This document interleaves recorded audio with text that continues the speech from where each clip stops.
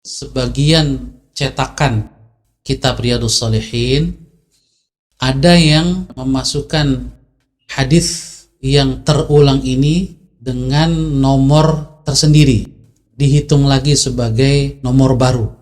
Tetapi ada beberapa cetakan lain yang tidak memasukkan hadis Aisyah sebagai hadis yang punya nomor lagi ya. Jadi sudah terhitung hadis sebelumnya, sehingga hadis 153 di dalam cetakan kitab tersebut itu adalah hadis dari Umar bin Khattab.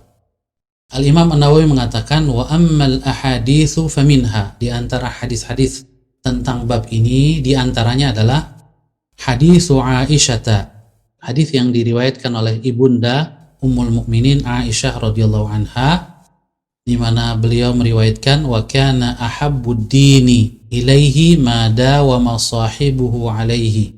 Sikap beragama yang paling dicintai oleh Rasulullah SAW adalah yang dilakukan dengan dawam, terus menerus. Kemudian Imam Nawawi mengatakan waqad sabaqa fil babi qablahu. Hadis ini sudah disebutkan pada bab sebelumnya. Lalu langsung Al-Imam Nawawi melanjutkan wa an Umar bin Al-Khattab, dan dari Umar bin Khattab radhiyallahu anhu, semoga Allah meridhai beliau, qala, Umar bin Khattab berkata, qala Rasulullah sallallahu alaihi wasallam, telah bersabda Rasulullah sallallahu alaihi wasallam, man nama an hizbihi minal laili aw an syai'in minhu faqara'ahu ma baina salatil fajri wa salatil zuhri kutiba lahu ka'annama qara'ahu minal lail. Rawahu Muslim. Siapa yang tidur di malam itu sehingga lupa atau tidak menyelesaikan hizibnya di malam itu.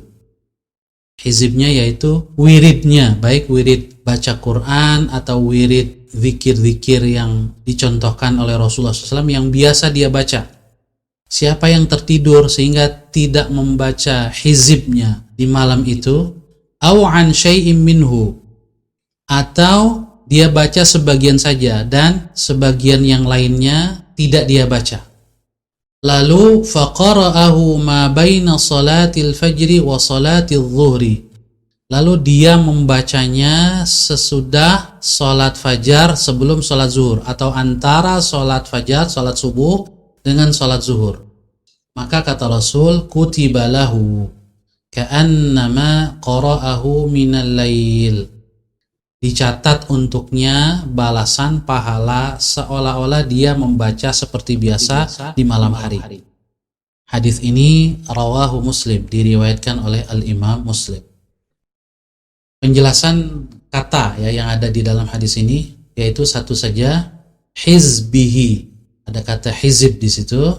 Maknanya adalah ma yaj'aluhul insanu ala nafsihi min salatin wa qiraatin wa ghairiha, yang biasa dijadikan oleh seorang muslim atau muslimah ibadah harian dia, tentunya yang di luar yang wajib ya, yaitu berupa salat atau qiraah bacaan, wa ghairiha, atau amal-amal soleh yang lain. Maka kalau dia biasa melakukannya di malam hari, kemudian tidak melakukannya karena satu dan lain hal, maka dia bisa menggantinya atau melakukannya di siang hari. Untuk dibaca di siang hari adalah bacaan Quran ya, hizib berupa qiraah. Mungkin orang yang terbiasa membaca 1 juz Al-Quran atau setengah juz atau 2 juz atau 3 juz, dia kemudian tidak membacanya di satu malam, maka dia bisa membacanya di siang harinya, melengkapinya atau menyelesaikannya. Begitu juga dengan zikir atau wirid. Nah, kalau dia lakukan, maka pahalanya sama, dengan syarat di malam hari dia tidak melakukannya karena ada uzur, syar'i.